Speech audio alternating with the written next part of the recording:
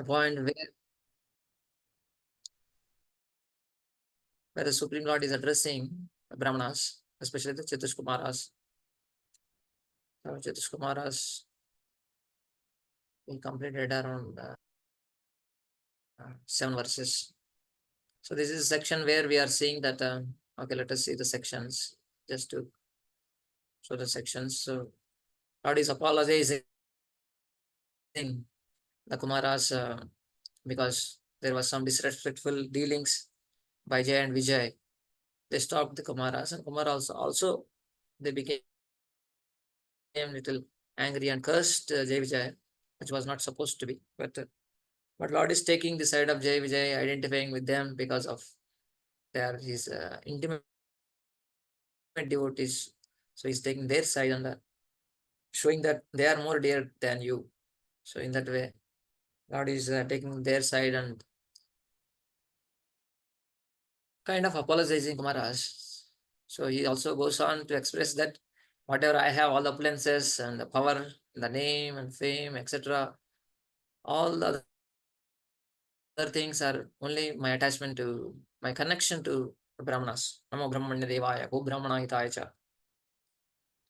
So in that sense, Lord is kind of seeking forgiveness from the Kumaras and praising indirectly them.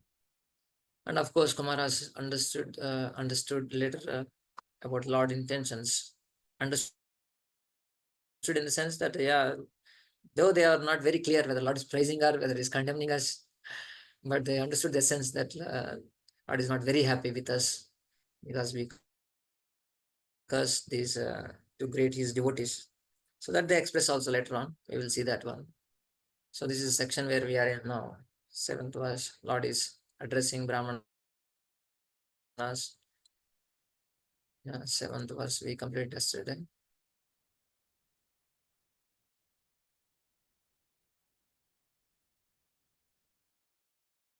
Yeah, 6th verse we completed, 7th verse we need to start. Yat sevayacharana padma pavitra renum sadhya Shatakilamalam pratilabdashilam Nashrir viraktamapimam mam vijahati yasya Prekshalavartayatare niyamam vihanti. Please read someone.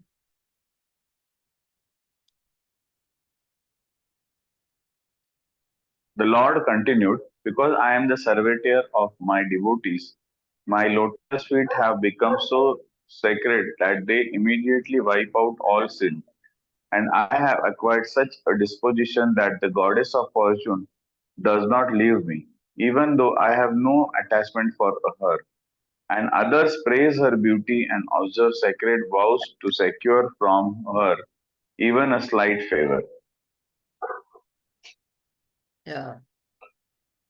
So here he's continuing saying that I am servitor of my devotees. I am subservient, basically. He's saying that even though I have no attachment for her, so Lord is saying,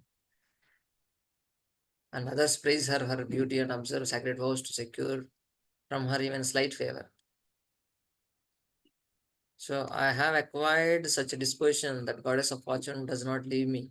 This is all because of your connection. That's what Lord wants to say. So Kumaras is saying that the result of our coming to Vaikuntha is that you, our worshipable Lord, speak to us like this. So continuing from the last verse, in that sense that though they are not taking pride, but trying to have the audience and at least address them, trying to converse with them. That was their main intention, to see the Lord, to meet with the Lord. So that's what they are expressing, that is that we are able to speak to you directly, as they are saying. Spirit not say, no, no, no. I should cut off my own arm, which offends you, by whose service my feet destroyed all contamination. So I'm not saying, my dear Lord, we came to just meet you and converse with you. So we are fortunate that they are expressing. Lord is saying, but still, it is a great offense on my part because you are offended by my attendance, and that is a part of that is it's my own offensive act. I take direct responsibility, and for that I can cut off my own arm. And also my relation, whatever Lakshmi is, all the appliances that I have, other things, that is only because of connection to all of you Brahmanas. So that's what expressed in this verse. Please read the highlight portion. Hello. The relationship, the relationship between the Lord and his devotees is transcendently beautiful.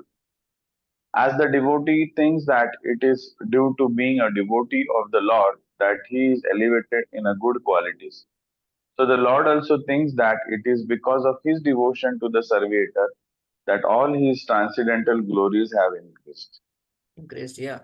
Of course, Prabhupada is mentioning in overall devotee context that because of my devotees connection, I become glorious.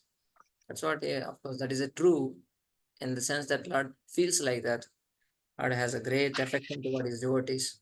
But the verse is mentioning that Lord is in connection with Brahmanas, he was expressing that because I am connected to you, that's why Mother Lakshmi is also attracted to me. Oh. So, in that sense, the verse is speaking, but Prabhupada bringing out the transcendental aspect of the Lord, how he is attached to Bhaktavatsala. Bhaktavatsala, he is attached to his devotees. That's how Lord also feels that because of devotees' devotion, devotees' attachment, that's why I'm also becoming glorious. So, in other words, Prabhupada writes that as a devotee is always anxious to render service to the Lord, so the Lord is ever anxious to render service to the devotee. That's what Prabhupada is conveying the point of how the Lord is so Bhaktavatsala. His connection with himself, with the devotees, makes him more glorious. So that's the Prabhupada's purport on that one. Text 8. Naham tadatmi Naham tadatmi yajamana havirvitane Shachotad Sachotad Plutam Adanhutabhun Mukhena Yadbrahmanasya Mukatas Nughasam Tushtasya Mai Avehitair Nijakarma Pakai. Hare Krishna, Prabhuji. I do not enjoy the obligations offered by the sacrifices in the sacrificial fire, which is one of my own mouths, with the same relish as I do the delicious overflowing with ghee, which are offered to the mouths of the Brahmanas who have dedicated to me the results of their activities and who are ever satisfied with my prasad. So here one more point is connecting with Brahmanas, how I relish, how I relish much more happiness, satisfaction eating through Brahmanas' mouths. So he's expressing his own fortune in that sense. Of course, he's saying to Kumaras how I am connected to Brahmanas, making me glorious. Also, it is giving me great satisfaction also, not just glory, but also satisfaction is spoken in this verse, the connection to Brahmanas. What is saying, so bhoga offered in sacrifices, generally fire sacrifice, they offer on the fire. Fire is considered directly the mouth, as mentioned here. Oblations offered in sacrificial fire, which is one of my mouths. That is also one mouth. Yagna Kunda is Lord Vishnu's mouth is considered. And we offer oblations in terms of ghee, especially we put the ghee on the fire. So that is very much satisfying to the Lord. But more than that, the prasad given to the mouths of Vaishnavas, right? Now that's what he's saying. So with same relish as I do not saying, he's saying I do not enjoy the ghee poured on the fire than what I relish from Brahmana's mouths. So that means it's how through Brahmana's mouths I enjoy more than the ghee offered in the fire directly. So that's it. He's saying that how from the mouths of the Brahmanas, whatever prasad is taken, that is much more pleasing to me, satisfying to me. That's what he's saying. That means he is giving a great position to the Brahmanas. So the mouths of Vaishnavas feeding and pleasing the Vaishnavas pleases the Lord much more than sacrificial fire, which is also pleasing directly. Right now, that is also one way of pleasing the Lord, putting ghee on the fire. But when we feed the Vaishnavas, especially as mentioned here, overflowing the ghee, there also ghee is there, but I relish, I do the delicacies overflowing with ghee which are offered to the mouths of the Brahmanas who have dedicated to me the results of their activities. Not the just Brahmanas, not just Brahmanas. What kind of Brahmanas? So that is qualifier is there here, who have dedicated their all the activities or their lives and their everything dedicated to me, surrendered to me basically. That means Vaishnavas, devotees, who are ever satisfied with my prasad. And second qualification is given. So offering their mouths is very much pleasing and satisfying to the Lord. That's what the Lord is expressing. And in that sense also, and one level is saying that, Brahmanas are so dear to me when they take prasad. I am also very much pleased than direct sacrifice in the fire. And also the qualifications are given. In that sense, Lord is glorifying them.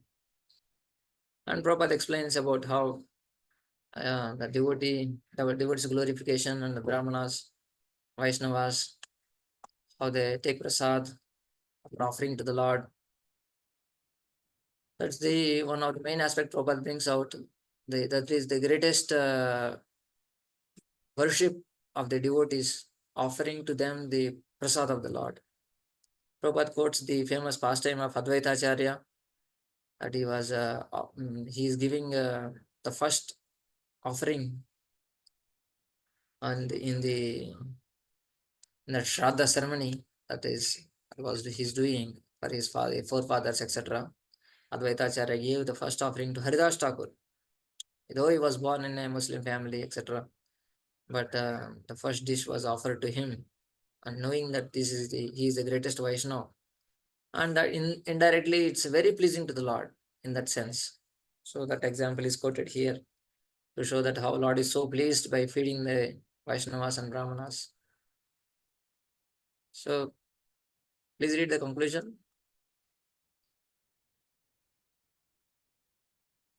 The conclusion is that if one can feed a Brahmana or Vaishnava, it is better than performing hundreds of thousands of sacrifices. In this age, therefore, it is recommended that Harer Naam, chanting the holy name of God and praising the Vaishnava are the only means to elevate oneself to spiritual life. So these are the chanting the holy names and pleasing the Vaishnavas. So Chaitanya Mahaprabhu mentioned this point that only two things you need to do to go back to God. Just chant Hare Krishna and don't offend Vaishnavas. So Prabhupada, in another way, don't offend Vaishnavas doesn't mean that you don't just deal in a negative way, but come to the positive level of pleasing the Vaishnavas. Right now, that's a beautiful way of putting things.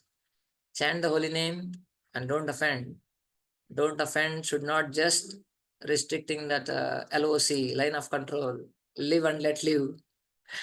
You live in your own space, I live on my own space. Not like that, but pleasing the Vaishnavas in a positive manner, by serving them, by assisting them, by whatever means it pleases the Vaishnavas.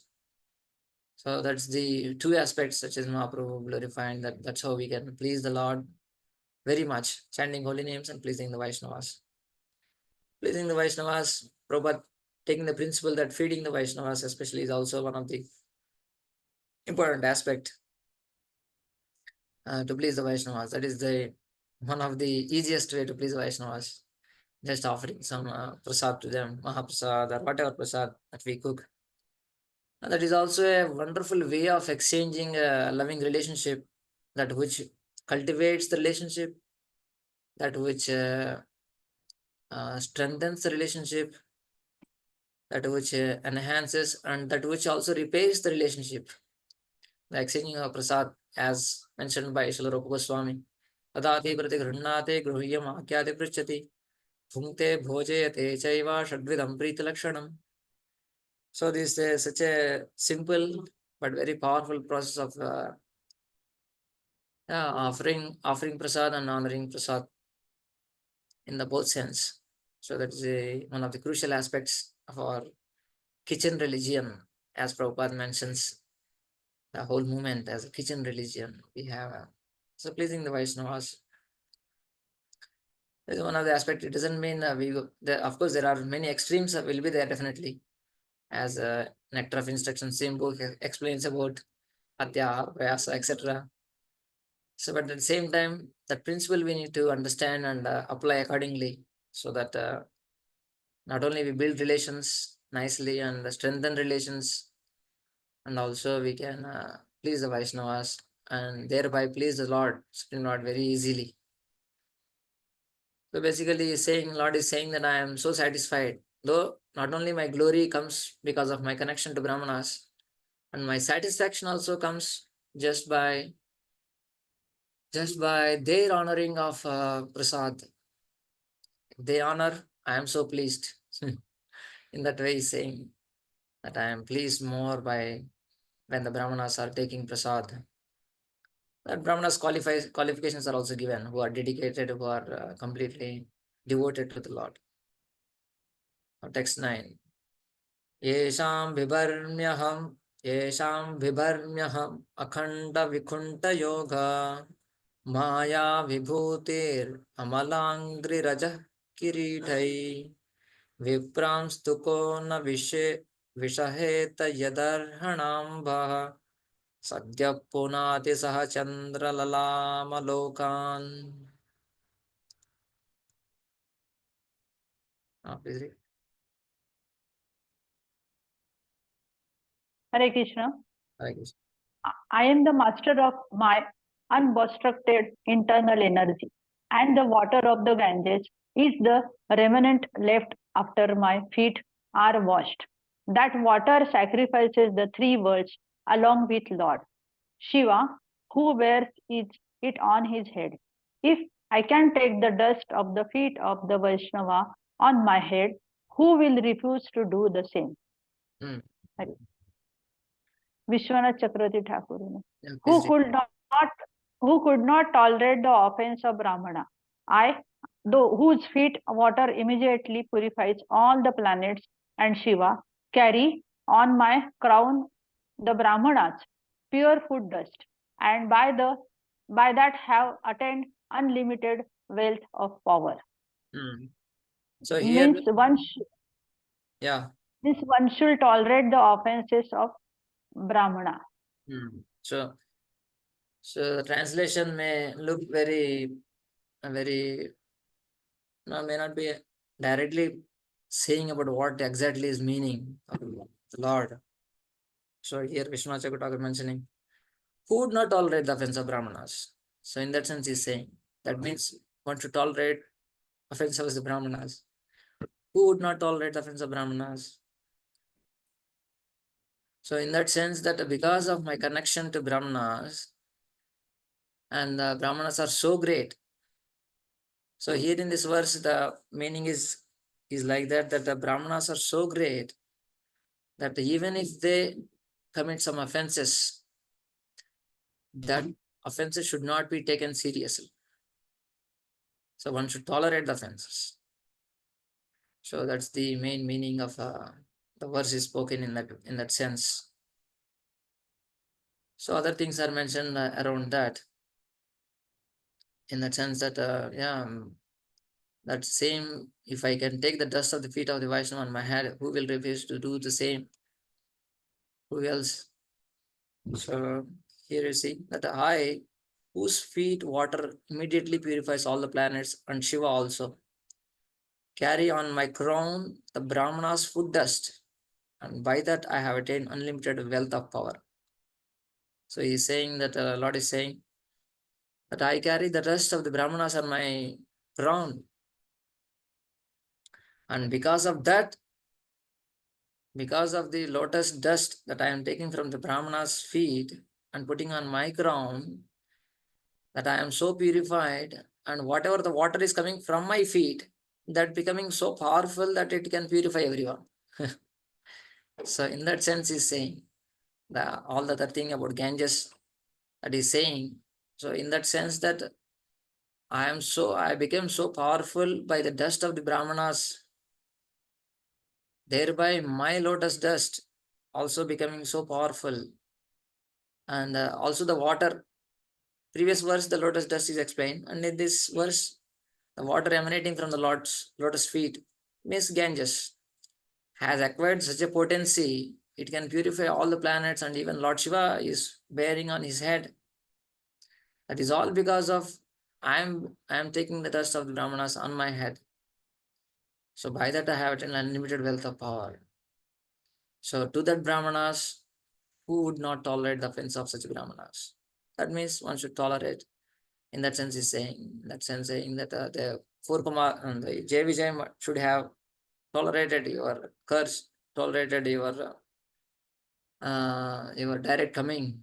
They should not have obstructed you because we offended you. Unfortunately, that's the meaning. That Brahmanas, Brahmanas' anger should be tolerated. In that sense, Lord is saying because they are so glorious. Read this last portion. Yes, Prabhuji. The Lord says that although He is the predominating factor of the internal energy, and although the material world is sanctified just by the water that has washed His feet, He has the greatest respect for the Brahmanas and the Vaishnavas. When the Lord Himself offers so much respect to the Vaishnavas and the Brahmanas, how can one deny such respect to such personalities? Yeah. Means that if the Brahmanas and Vaishnavas are sometimes appear to be offensive, one should respect them. Hare Krishna. So Lord is the same point that Prabhupada is also bringing in a different way, in a similar manner. Lord has a great respect for the Brahmanas and Vaishnavas, and the Lord Himself offers such much respect to the Vaishnava and Brahman. How can one deny such respect to such personalities? Yeah, one should respect the personalities, even if they are sometimes appears to be some kind of showing some disrespect, anger, or offensive mood.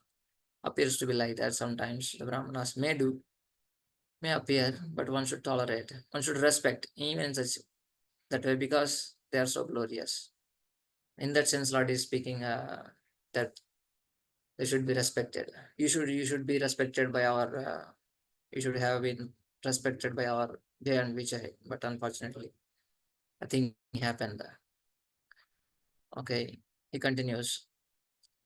ये मे तनो द्विजवरान् दुहितीर्मदीया भूतान्यलब्धशरणानि च भेदबुद्ध्या द्रक्ष द्रक् द्रक्ष द्रक्ष्यन्त्यघक्षतदृशो हि अहिं मन्यवस्तान् रुद्रारुषा मम कुशन्ति अधिदण्डनेतुः.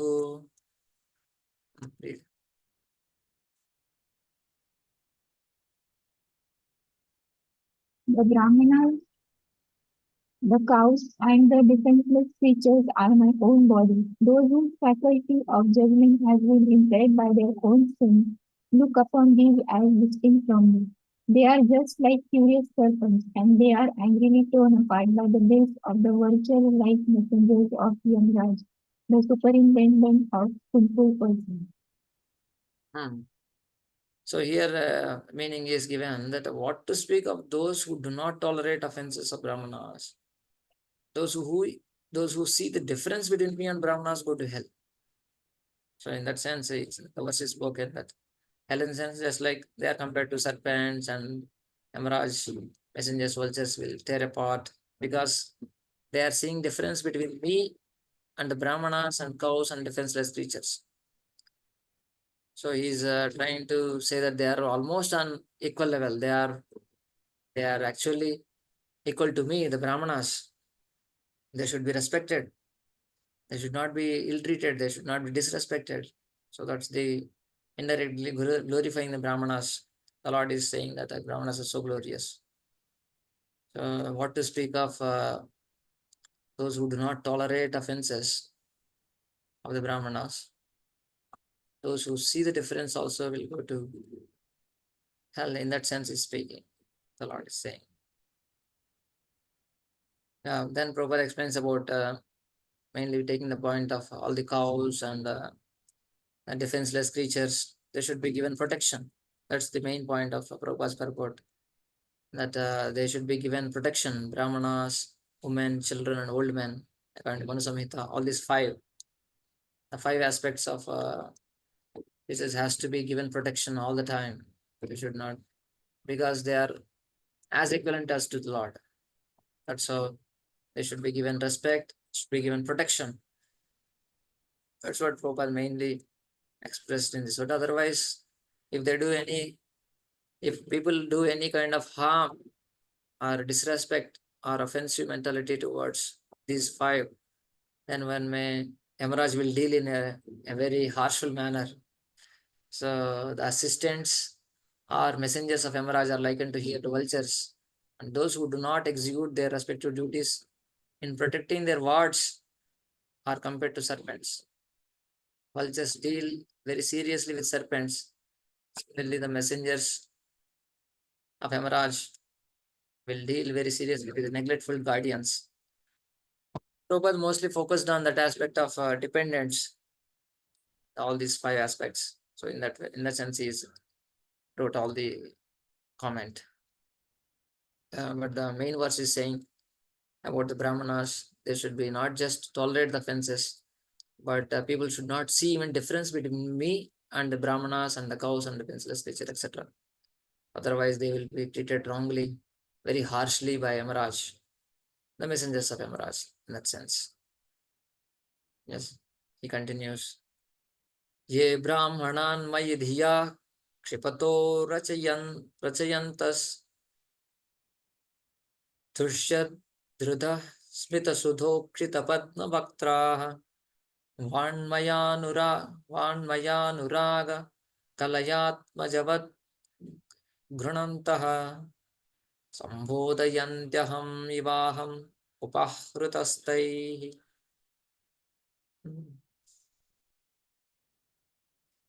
Read translation. On the other hand, on the other hand, they captivate my heart who are gladdened in heart and who their lotus faces enlightened by nectarian smiles. Respect the Brahmanas, even though the Brahmanas utter harsh words. They look upon the Brahmanas as my own self and pacify them by praising them in loving words. Even as a son would appease an angry father, or as I am pacifying you. So it's increasing. See the Lord, Supreme Lord, is increasing in its degree. Though the Brahmanas were offensive, one should tolerate, and they should not see the difference between me and the Brahmanas. And now in this verse, he is going ahead saying that even if the Brahmanas cursing or criticizing you, you should praise them, not just tolerate, but one should praise their or appease with their lotus faces enlightened by nectarian smiles. Respect Brahmanas, they should respect and praise them, even though the Brahmanas utter harsh words. So he is very much giving a high cadre, high level of respect. In that sense, he's saying to the Brahmanas, Kumaras especially, saying that should be the actual respect towards Brahmanas, but we could not do that. In that sense, his Lord is speaking that and those people actually do that, they captivate my heart. So those people who, though the Brahmanas are cursing or criticizing or kind of rebuking, but if the person respects the Brahmanas, first of all tolerates it, on top of that he respects and he smiles and he praises the Brahmanas at different levels, that person will be pleasing to the heart, pleasing the Lord more. That's what Lord is saying. They are very dear to my heart. They captivate my heart, Lord is saying. So how to do that? They are like, give example also given. They look upon the Brahmanas as my own self. So this is the point that they don't see the difference. Last verse is spoken that they see the difference, then they'll be treated harshly, because those people who don't see the difference, and they praise the Brahmanas for that and pacify them by praising them in loving words, just as like a son would be appease an angry father. So that's how. Though father is just father here. Who is the father here? Father is like a Brahmanas, those who are becoming angry, and the son is like a devotee or a person who is trying to appease the angry father. So that's in that way he will be pleasing to the Supreme Lord. So basically, even though Brahmanas become angry or kind of giving curse, people should try to appease them, try to please them, and pacify them, glorify them, because they're actually not different from the Lord in actual sense. If they are actually dedicated to the Lord, and that is also principle in one sense, especially in Vaishnavism.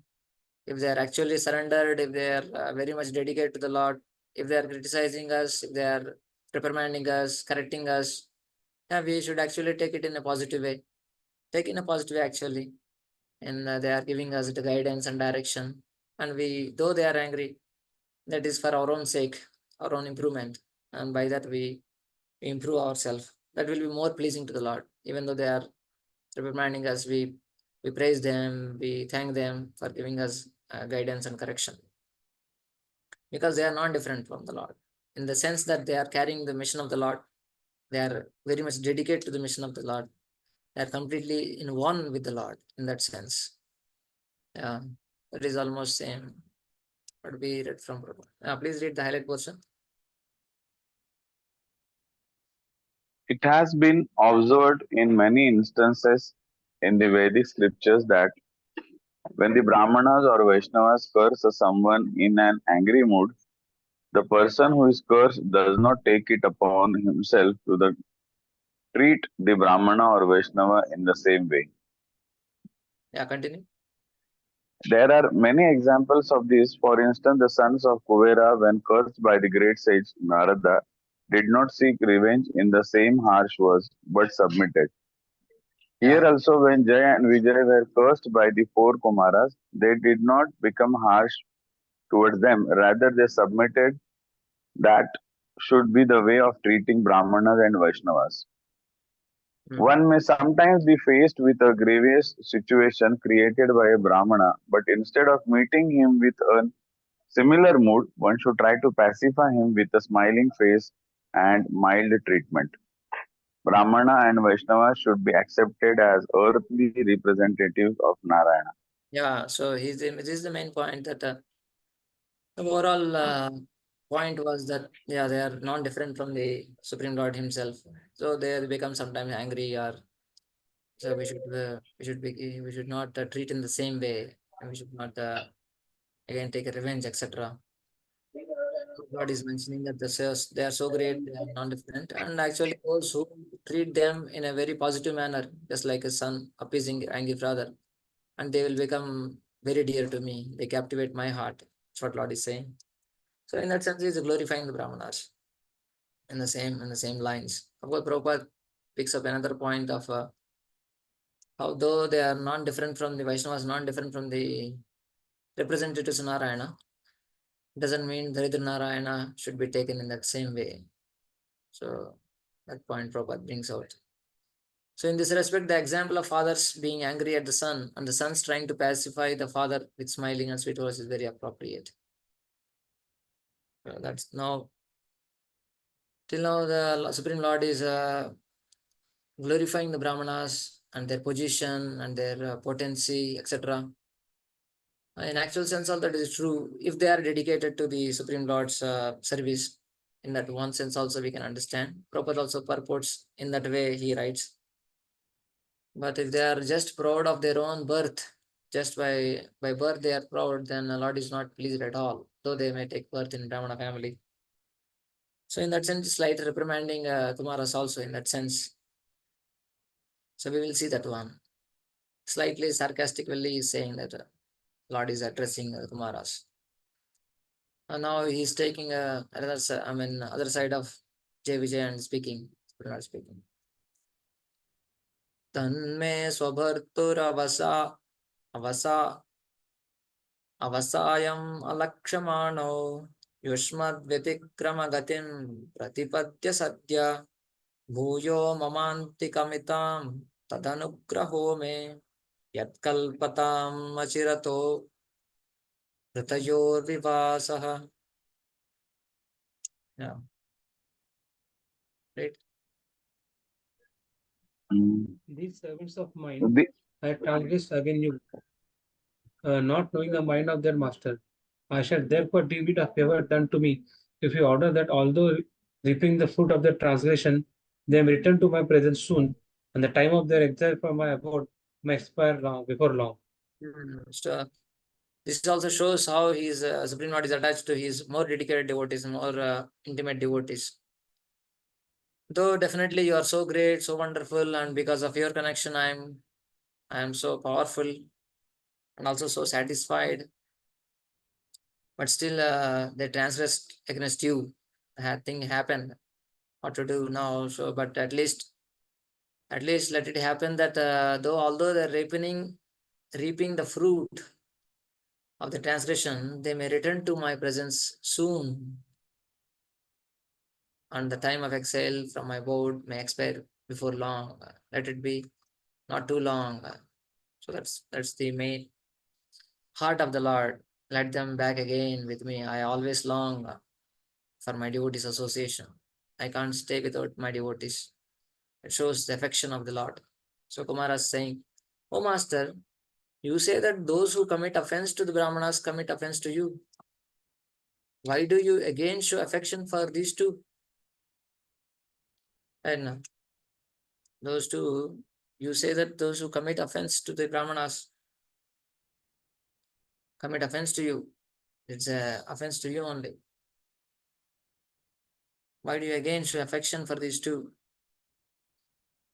Just like, yeah, they are the JVJ also committed offense. It's also offense. It's kind of offense right now. JVJ also kind of committed offense to Brahmanas, and that is offense to you only. But how do you again show affection for these two? That is Supreme Lord is saying that I cannot control myself. It is not possible to give up my natural qualities. Since this punishment is also my mercy to them, not punishment, may the two servants quickly live with me again. It's not just punishment, it's a mercy. So in that sense, he's saying, the Lord is saying. It's also my mercy only. It's not punishment. Though it is a guise of punishment. It's not punishment, just is mercy. Sometimes Prabhupada gives example just like a mother or father when the child is naughty, when the child is doing some activities which are not befitting him, he may slap, she may slap, but it is only a guise of love only in the form of punishment, right? So mother wants the child to be very properly cultured, and understanding the culture, trying to live up to a proper standards, not doing naughty activities, not becoming bad in the eyes of others. So she may try to rectify, but it's only a covering of punishment, but it's only love. So similarly, this punishment is also my mercy only, not punishment. So, but let them be back again within a short time. So in that way, Lord is expressing his heart. So this shows how his Lord is attached to his devotees more. Prabhupada has explained the same point. Please read, highlight portion.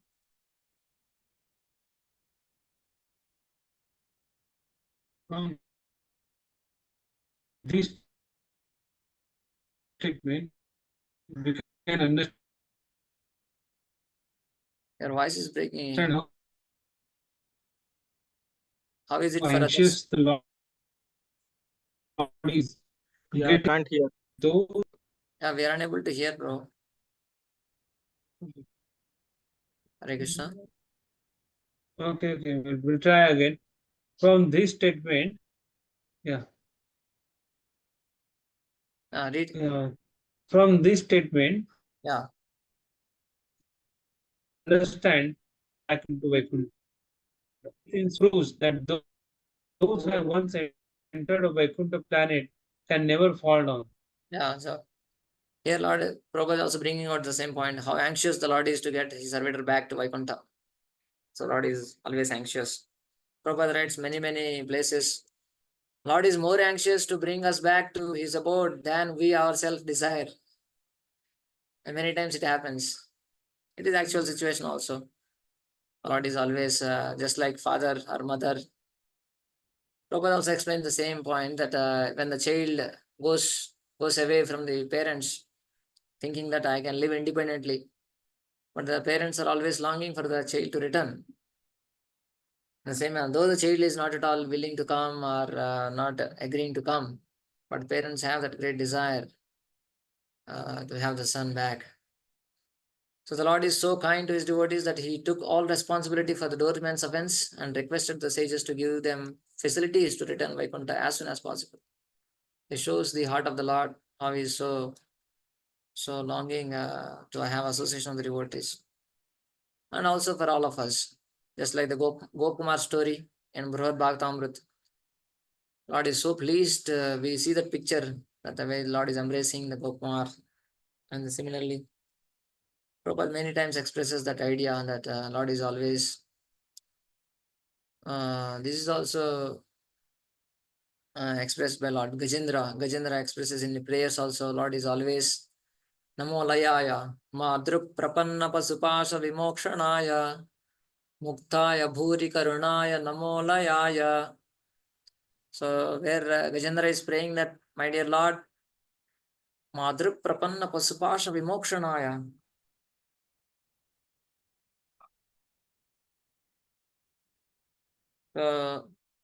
He's saying, 1 minute, sorry. I'll just.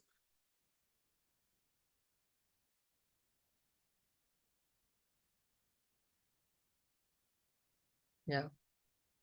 So here, as I was explaining, Madruk Prapanna Pasupasha Vimokshanaya Muktaya Bhuri Karunaya Namo Layaya. So the Lord, Gajendra is expressing that, my dear Lord, you cut off the bondage that is caused the Pashupasha. I am caught up in this animal body, but people like us who are caught up in this body, you are always there to cut off this bondage, vimokshanaya, for the deliverance from this body. Muktaya bhuri karunaya, you are of course he's offering obeisances, addressing the Lord. You are muktaya. Muktaya means who gives the liberation. Bhuri karunaya, who can award unlimited benedictions. Namo Alayaya. Alayaya means one who is not tired in his attempts to rescue the conditioned souls. That's how he's explained by Prabhupada also. And the verse also saying the same. He is not tired in the attempts to deliver the conditioned souls. He's always, though we are so reluctant, though we are taking different routes in our Google map, when we start our journey, sometimes we may start our Google Maps to reach a particular destinations. But the destination is fixed, but if we are taking wrong routes again and again, even the Google Maps shows different directions to come back to the normal road and again to the destination. So it shows a different ways to how to come back to the normal road and go back to destination, come to destination. So similarly, Lord is not tired to show different ways to come back to the path of spiritual life and especially path of bhakti and to come back to Him. So and then in that sense, the Lord's great anxiousness or great devotion, devotion in the sense that his Bhaktavatsalata is spoken, is shown here, how he's anxious to bring back everyone. Though living entities are many times not at all willing to go back. So that's the verse is speaking that that Lord is saying that though my servants transgressed against you, but I'm very anxious to see them back again. So that's the Lord's explanation, and that's how Lord addressed the Kumaras and appealed to them in the last verse that let them be back again soon, after glorifying the Brahmanas' position and their glory, etc. Lord apologizes Kumaras in the text all we have seen, and now the situation of Kumaras. What is happening in the heart of Kumaras now? How they are able to what their internal feeling we will see from 13 to 15, and then Kumaras reply 16 to 25. Let us see. Brahma Uvacha. Now Brahma is giving a connection. Of course, he is speaking to Devatas as we understand the overall context. Brahma Uvacha. Atatasyo satim devim rishikulyam saraswatim naswadya manyudashtanam tesham atmapyatrupyata. Tesham atma aptrupyata. They are not satisfied. Yeah. Read. Brahma continued, even though the sages had been bitten by the serpent of anger, their souls were not satiated with hearing the Lord's lovely and illuminating speech, which was like a service of Vedic hymns. Series of Vedic hymns. Yeah, those is a translation. Some translation is conveying the point that even though the sages had been bitten by the serpent of anger, though they were bitten, their souls were not satiated with hearing the Lord's lovely and illuminating speech, which was like a series of Vedic hymns, like nectar of Ganges flowing. That's what we'll see how this Saraswatim also translated as a river, nectarian river. Basically, the Lord's speech, Lord's words, Lord's glorification is like a nectarian river flowing. But still they were not satiated by hearing that. So here Prabhupada mentions that idea that it's so wonderful. In that sense, Prabhupada writes, even though those sages had been bitten by a serpent of anger, but still they could release so much that they are not satiated. That's how the meaning is coming out from the translation. But one more meaning in another flavor is also shown by the acharyas that and we will see how that is spoken in that in another sense. 1613. That here brings out the very crucial point by the Acharya, Vishwanath especially. That's how though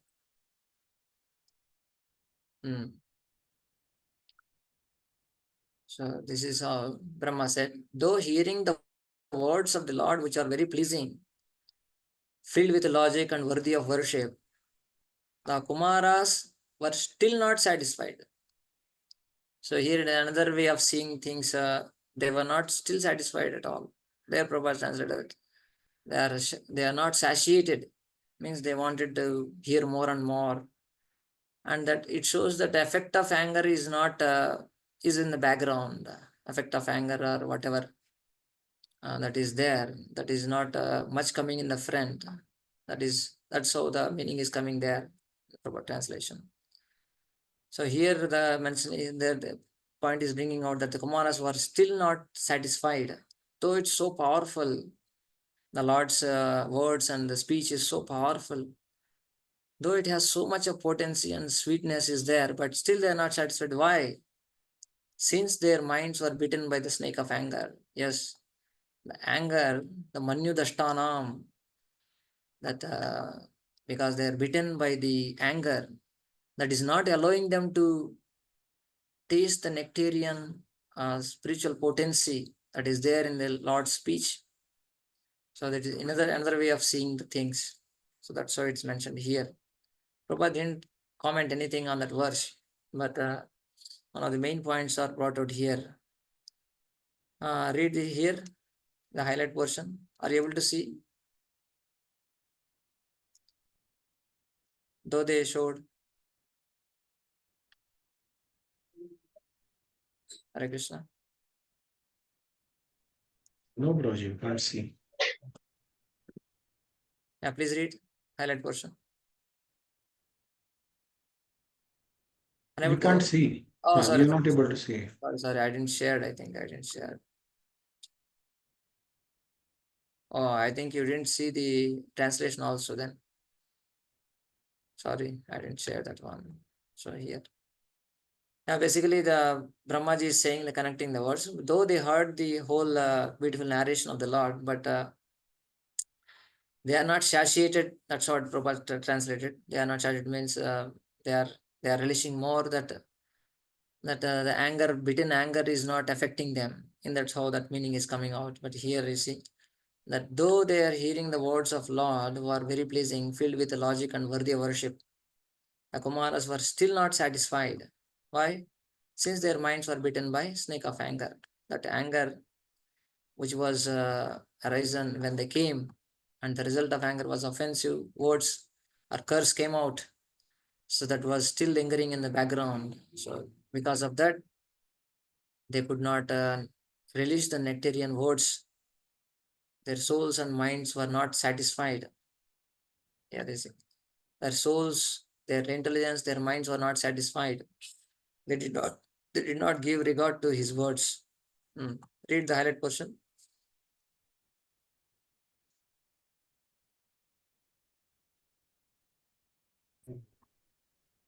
Hare Krishna. Though they showed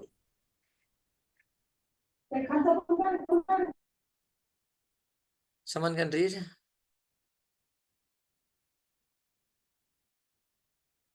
Though they showed great repentance, Yeah. the non-removal of their anger shows the difficulty in removing offense to the devotee. Here is one of the main points. Though they showed great repentance, right? Anutapta, Mahanutapta.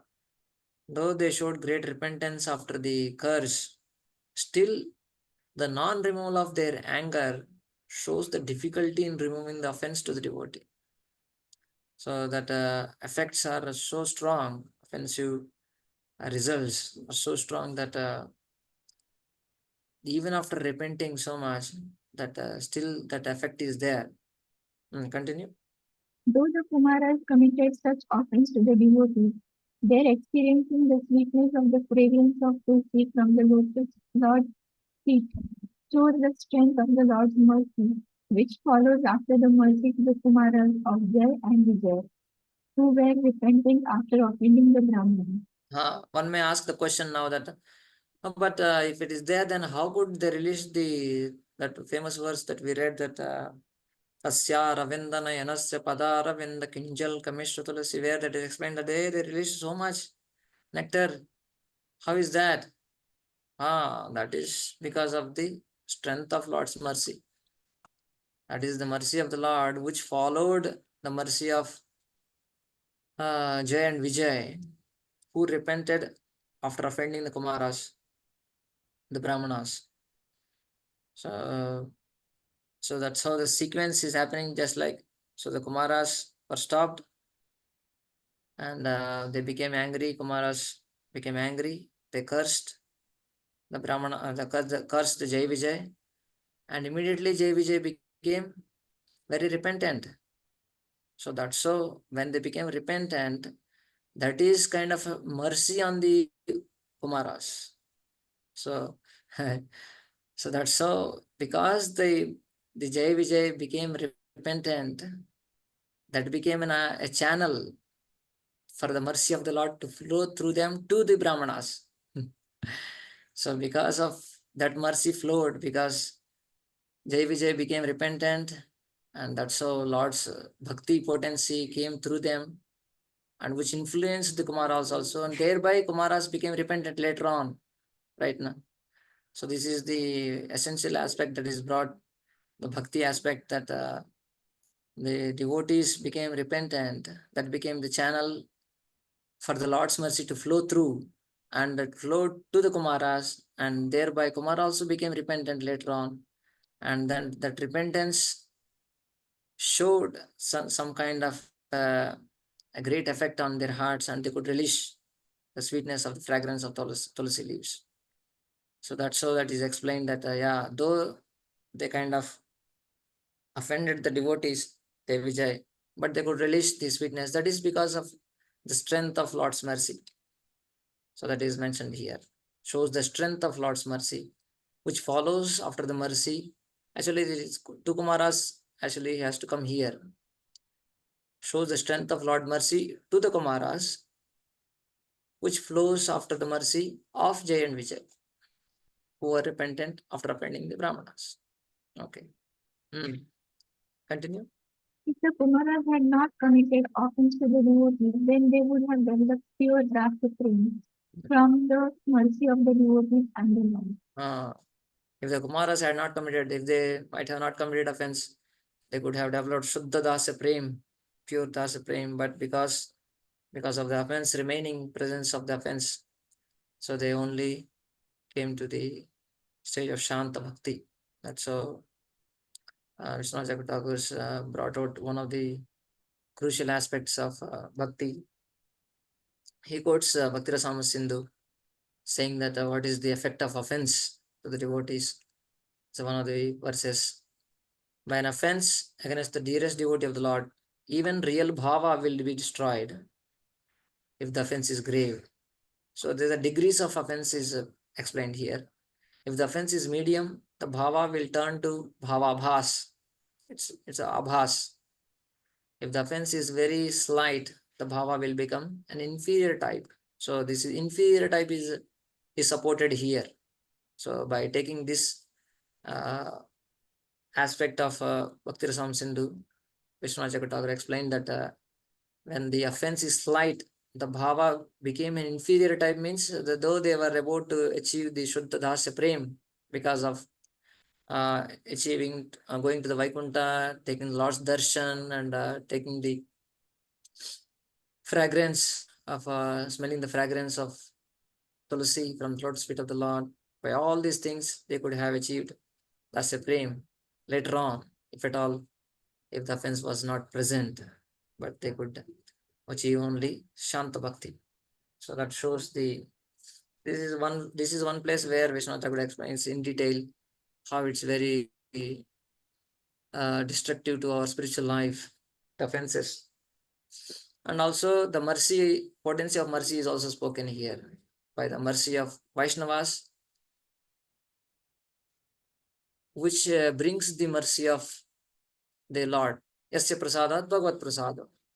This is one of the main principles Vishwanath Thakur many times he brings in, because the Guru Vastakam what we sing is written by Vishwanath Thakur only, and he concludes his Astakam by this famous Siddhanta of Bhakti. Yasya prasadat bhagavad prasado yasya prasadan nagati kutopi. So here two points are brought out. One is that the mercy of Jai Vijay, because of their mercy and because of their repentance, brought the mercy of the Lord to the Kumaras. Thereby they also became repentant. They also could relish the nectar of the Lord's lotus feet. But still it was not to that extent that they could remove all the offenses, because that offensive mentality was so strong that it is still reducing that bhava. At the final achievement of Dasya Prema, it came down to the Shanta Bhakti only.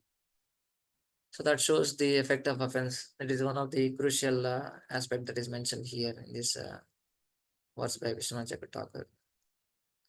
Though Prabhupada did not comment on this. Hare Krishna Prabhuji, am I Yes. audible? Yeah. Yeah, I have a question. So we hear in the Bhakti Shastras that basically we have one Swarupa which is fixed. Yeah. Oh. So the question is, here we see that by our actions, our perfection of spiritual life is altered. That means if the Swarupa of the four Kumaras is supposed to be in Dasya Prem, how can they be limited to Shantaras only? Yeah, Or is actually, it that?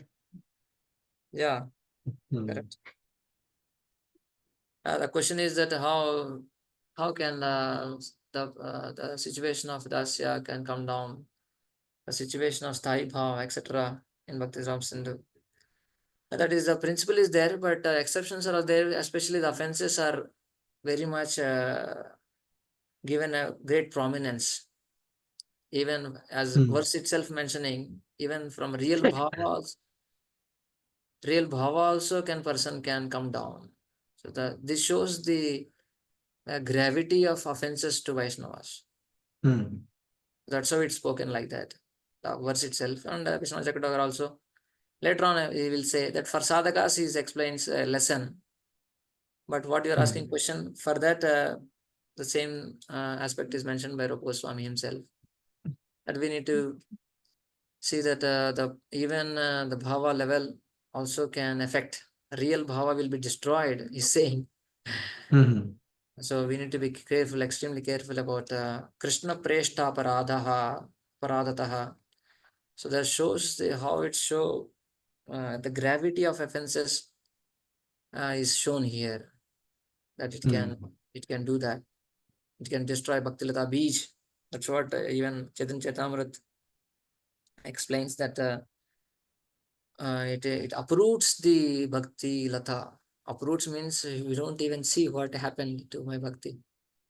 There are many examples also, one or two examples generally we hear, that one great who was almost on the Bhava stage in Vrindavan, he was offending one Krishna Bhakti Mataji, or one great devotee. I am never unable to remember that Krishna Mayi or Krishna Devi Mataji, who was so attached to chanting names that she was chanting unconsciously in the class. But the devotee was so exalted, but he thought, why is she chanting when I'm speaking? She should listen. Why is chanting before me? So he kind of reprimanded her in the class. So because of that offense, so later on it said that he became like a ghost. हा राहता. आणि माझं असं पाहिलं की मुलं हे 80% आई वडिलांचं शिकतात.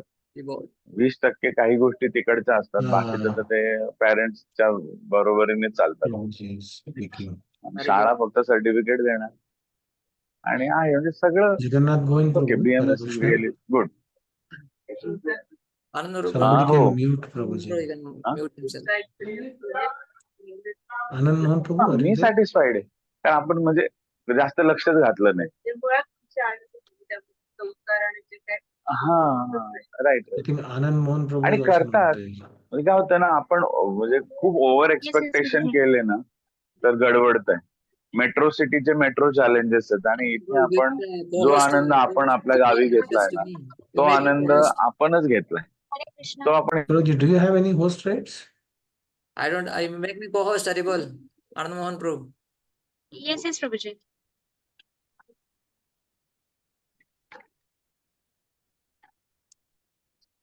Devotees, please mute yourself, or at least you try to don't disturb the class. Otherwise, you can give me the co-host rights. Yes, Prabhuji. I think by default you should have Prabhuji, I think co-host or host rights. By default you should have. Okay, so yeah. So that's the aspect of what we are discussing, is that on the offensive part, so we need to be extremely careful that we are discussing about pastime. Yeah, we need to extremely careful that about offenses especially. Of course, there are different degrees of offenses, as Prabhupada. There are different degrees also, but the degree is very high, as verse itself is mentioning the different degrees. There are no great details what is the degree and how it is, and but it is generally explained that if one becomes envious of Vaishnava, one is dragging other Vaishnavas down, especially those who are preaching the glories of the Lord, who are very advanced. So in that sense, one should be extremely careful. So in that sense is explained that Krishna Preshta Paradataha, one who is very dear to Krishna. So Prabhuji, my next question will be like, after the offense is cleared, okay, that means person realizes, there should be scope for still further improvement, again reinstatement to its original Swarupa. Yeah, they will be there definitely. To the degree one is trying to repent, trying to take shelter of Vaishnavas, as Chaitanya Mahaprabhu himself mentions, the mouth which we drank the poison, we should take shelter of the Vaishnavas, glorify them, appreciate them, serve them, serve the devotees, also to the Lord. So when one does that, then definitely Lord will definitely again he can do that. He can do anything right now. Yeah. Yeah, that's possibility is there definitely. Yes. Only thing is like will be delayed. Yeah, that is spoken in two ways. One is one example is given, just like when you lose something, bank balance, etc. When you forget your computer password or your ATM card password, etc. And you forget it, you cannot access that team what is work there. आहे आणि ते तसे लोक नाही भेट होतं अरे आपने ऐसा सोचा वो बोला. But how they are unable to unmute themselves? Prabhuji, I think what is happening is you have to change the settings that hosts are not not able to unmute like that. They can always unmute because I think the phone or something is in his pocket, so automatically getting unmuted. Oh, it's automatically unmute. Or you can temporarily.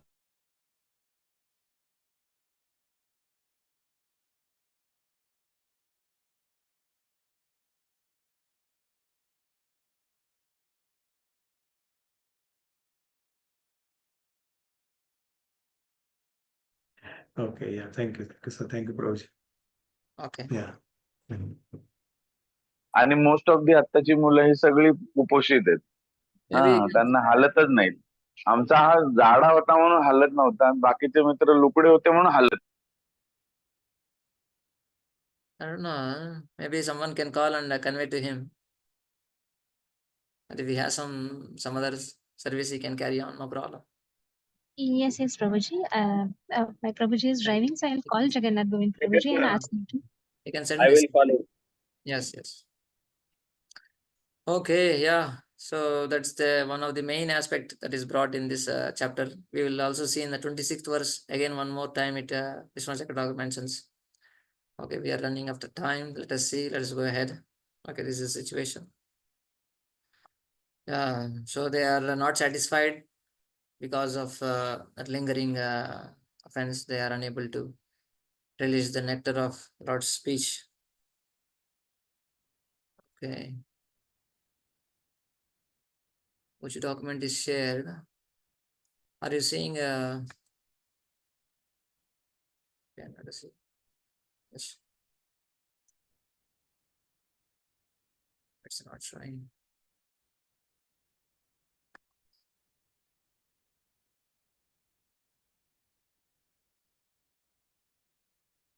I'm able to see my screen. I'm just waiting for screen. It's just frozen.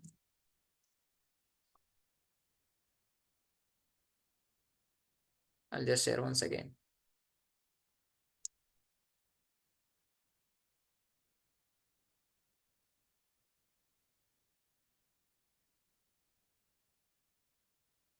Yeah. We are in text 13 with 13 we completed. 14. Satim vyadaya shrunvato lagvim gurvada garvaram vigah vigahyagata gambhiram navidus tachikirshitam. Please read.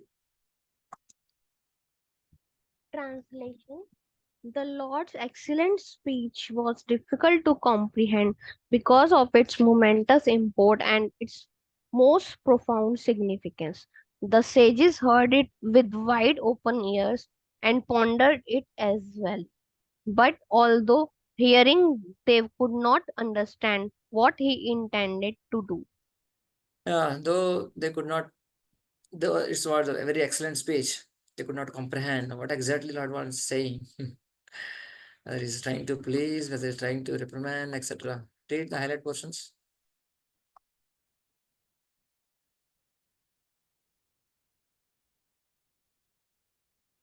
You're unable to unmute. 1 minute.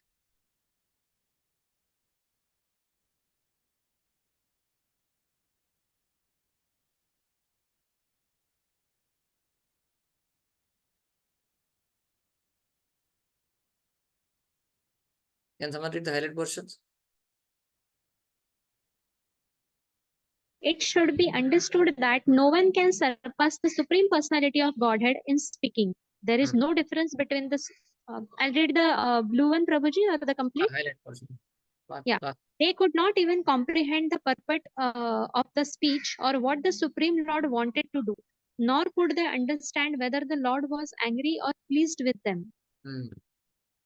So in that sense that in speaking, no one can surpass his speech or his activities because his Lord is absolute, but they could not comprehend. In that sense, Prabhupada is glorifying the Lord's speech also. Same time, from Kumara's point of view, they could not understand, nor they could relish. Text 15. Okay, let us read the translations. I think we have less time. Read the translation. The sages were almost too puzzled to speak. Translation. 4 Brahmanas. Sorry, Prabhuji. The 4 Brahmana sages were nevertheless extremely delighted to behold him, and they experienced a thrill throughout their bodies. They then spoke as follows to the Lord, who had revealed the multi glories of the Supreme Personality through his internal potency, Yogamaya. Continue. Yeah. The sages were almost too puzzled to speak before the Supreme Personality of Godhead for the first time, and the hairs of their bodies stood erect due to their extreme joy. So, yeah, thank you. So here they're experiencing a great joy. In first time they are speaking to the Supreme Lord himself, who is before. So what we discussed about the offensive part is at the background, it is just staying and is not allowing fully manifesting the spiritual potency. Though, but still they are very much devoted. They are great devotees of the Lord. They have prema to the Lord. But that effects are shown for us to how we should be careful. That's what the main point of Vishnu Jagataguru. But they are ecstatic to see the Lord and talk to the Lord and glorify the Lord in that sense. Rishya Uchu. Yeah, continue. Now this section, the Kumaras are replying to the Lord about whatever exactly Lord spoke in glorification. They are kind of again saying, not because of us, dear Lord, it's on because of it's your own qualities, your own potency. That's how things are happening. Either the Ganges water or Lakshmi or the Brahmanas potencies, the Lord's holy names, etc. Whatever Lord said, it is not because of us. It's not at all because of our connection to you. It's only because of your own potency or your own glory. They have their own glories and they have their own potencies. That's how they say now. Yes, continue. The sages said.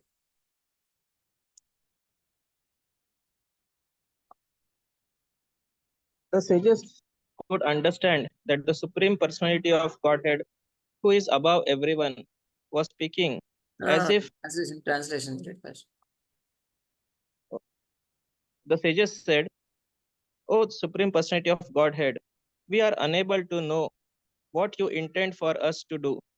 For even though you are the supreme ruler of all, you speak in our favor as if we had done something good for you."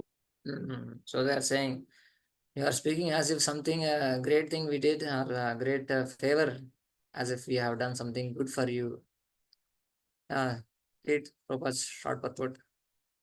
The sages could understand that the Supreme Personality of Godhead, who is above everyone, was speaking as if he were in the wrong. Therefore, it was difficult for them to understand the words of the Lord. They could understand, however, that the Lord was speaking in such a humble way just to show them his all merciful favor. The Lord is taking a very humble position to show favor to the Brahmanas. Text 17. Yeah, read translation. O Lord, you are the supreme director of the Brahminical culture. You are considering the Brahmanas to be the highest, to be in the highest position is your example for teaching others. Actually, you are the supreme worshipable deity, not only for the gods, but for the Brahmanas also. In this verse, Kumara is explaining how it is hard to understand Lord's words. So it's very difficult to comprehend why Lord is saying like that, why he is glorifying so much. So of course, but they are saying, they are at least indicating that, yeah, my dear Lord, you are teaching, you are setting an example. So it's to teach others how others should treat the Brahmanas or the devotees, especially who are connected to the Lord, who are dedicated to the Lord. So you are setting an example in that sense. So Prabhupada explains the famous verse from Bhagavad Gita, how one should be setting an example. In that sense, he explains how Lord is the supreme of three: Lord Vishnu, Lord Brahma, Lord Shiva. There are different demigods, but Lord is the chief. Lord is the supreme of everyone. In that sense, he says, actually, you are the supreme worshipful deity, not only for other gods, but for the Brahmanas also. So, taking that point, he explains here. Text 18. तत्वतः सनातनो धर्मो रक्षते तनुभिस्तव धर्मस्य परमो गुह्यो निर्विकारो भवान्मतः. Read. You are the source of the eternal occupation of all living entities, and by your multi manifestations of personalities of Godhead, you have always protected religion. You are the supreme objectives of religious principles, and in your opinion, you are inexhaustible and unchangeable eternally. And the Lord, Kumaras are glorifying the Lord about his constitutional position. You are the source of eternal occupation. So they are basically addressing the Lord to glorify. It's all because of your internal potencies, your own personalities. So in that sense, you are glorious, not because of us. So in that sense, all the verses are speaking like that. People become respectable only by following the rules of dharma. Dharma is characterized by bhakti, not by steadiness in varnashram. Devotees institute that dharma, thus the devotees are superior to brahmanas. That is expressed in this verse. Uh, of course, what is expressed in the dharmasya paro guhya, that word is explained here. Prabhupada also takes that one. Tatvata sanatano dharma. So the dharma, Prabhupada's, is translated as a eternal occupation, sanatana dharma. So that is explained in this verse. That is explained in this verse. Eternal occupation. People become respectable only by following rules of dharma. But the highest dharma is sanatana dharma. That is what is expressed. Dharma is characterized. Bhakti means it's eternal dharma, not steadiness in varnashram. It's not that any other activity. Sanatana dharma is explained in this verse. Only when one follows, when one is doing bhakti, that people become respectable. So the devotees, because they do bhakti, the devotees institute the dharma. So that's how devotees superior to brahmanas. So devotees in the sense Jai Vijay. In that sense, they are glorious than us. So in that mood, they are expressing. Kumaras expressing that Jai Vijay are more exalted than us because they are established in bhakti. They are glorious. They are superior to us. So that's the Kumara's feeling expressed here in this verse. Read the highlight portion Prabhupada mentioning about. The statement in this verse, Dharmasya Paramo Guhyah, refers to the most confidential part of all religious principles. This is confirmed in Bhagavad Gita. The conclusion of Lord Krishna in his advice to Arjuna is, give up all other religious engagement and just surrender unto me. This is the most confidential knowledge in executing religious principles. So Prabhupada takes up that word dharmasya paramo sanatana dharma, dharmasya paramo gyo. So he explains more from the that 18.66 point of view, and he explains that is the highest benediction for all living entities, and Bhagavatam is confirming the same. So that's what Prabhupada explains this purport. Last portion you read. The sages wanted to stress that although the Lord, out of his causeless mercy, says that he worships the Brahmanas and Vaishnavas, actually the Lord is worshipable not only by the Brahmanas and Vaishnavas, but also by the demigods. Above all, Supreme Lord should be worshipable. He is worshipable actually. And although Lord, out of his humility, causeless mercy, says that he is worshipping Brahmanas and Vaishnavas, but the Lord is Supreme Lord himself. He is worshipable by everyone, including Devatas also.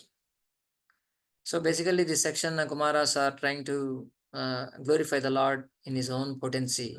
That's how it is explained.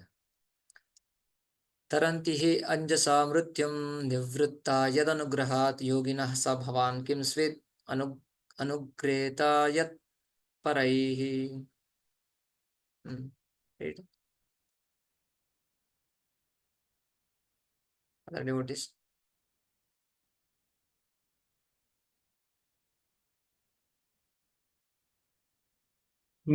Mystics and transcendentalists, by the mercy of the Lord, cross beyond nations by seizing all material desires.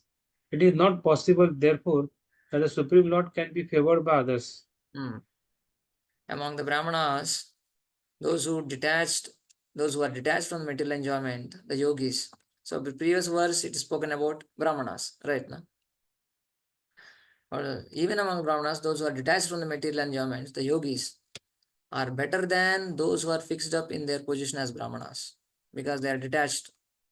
Of course, Brahmanas here in the sense that those who are attached to their kind of varnashram dharma. The yogis, however, cross over death only by the mercy of the Lord. How can you say that you get mercy from others? So they are saying to the Lord, even yogis who are the specific section of the Brahmanas who do detach from all material enjoyments, even varnashram dharma, etc., fixed up in their position, are better than the Brahmanas. They cross over death, birth and death by your mercy. And you are saying that you are getting all potency and mercy from our connection. How can it be like that? How can you say like that? So that's the meaning of the verse expressed. Unless one is favored by Supreme Lord, one cannot cross the over ocean of nishrains of repeated birth and death. Here it is stated that yogis or mystics cross beyond the nishrains by the mercy of Supreme Lord, Supreme Personality of Godhead. So Prabhupada explains about different categories of people and the yogis and karmis and bhaktis, jnanis, all the different sections, how they achieve perfection. But everyone needs the favor of the Lord in their mission. Actually, everyone needs the favor of Supreme Lord for their successful mission and perfection, both execution and perfection. Everything, the mercy of the Lord is needed. So then how you are saying that our connection is bringing the results for your devotees, etc. Any other process? Text 20. Please read translation.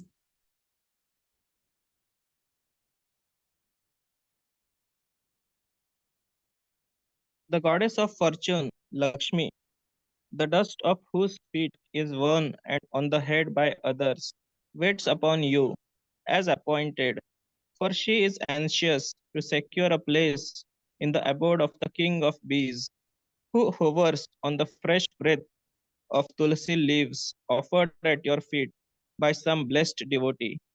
So here they are comparing. Lord said now about Lakshmi also becomes attached to me only because I take dust of the Brahmanas. So they are saying to that point that you have said that Lakshmi does not give up you. You have said that Lakshmi does not give you up because you have served the Brahmanas. It is difficult to understand since it is impossible. So this is spoken in these two verses. How it is that no, it's not because of our attachment uh, Lakshmi is serving you. No, it's because of you, your glory, that you are so great, so glorious. That's how Lakshmi is attracted to you. Even not one Lakshmi, thousands of Lakshmis are serving you, your lotus feet. They are seeking a refuge at your lotus feet because of your own qualities, spiritual qualities, not because of our connection. So that is expressed here. As previously described, Tulasi has attained all superior qualities due to being placed at the lotus feet of the Lord. The comparison made here is very nice. As the king of bees hovers over Tulsi leaves offered the lotus feet of the Lord, so Lakshmi, the goddess who is sought by the demigods, Brahmanas, Vaishnavas, everyone else, always engages in rendering service to the lotus feet of the Lord. The conclusion is that no one can be the benefactor of the Lord. Everyone actually the servant of the Lord. So here Tulasi, what came? Tulasi connection came because she is also, for she is anxious to secure a place in the abode of the king of bees who hovers on the fresh breath of Tulsi leaves offered to the lotus feet. Lakshmi is trying to serve the lotus feet. At the lotus feet, there are Tulsi garlands are there on which the bees are hovering. So there are various aspects are mentioned in this verse. So that's how the Tulsi also came into picture. Lakshmi is trying to serve that lotus feet, which are adorned by Tulsi leaves.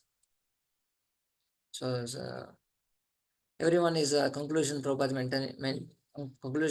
concluding that no one can be benefactor of the Lord. No one can give the benedictions to the Lord because actually everyone is servant of the Lord. Tulsi is serving. Mother Lakshmi is also serving the lotus feet of the Lord. So by that, they are saying that it's not because of our connection that Lakshmi and is attached to you, but it's your own glory. Text 21.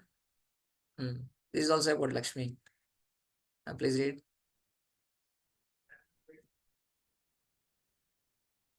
Translation.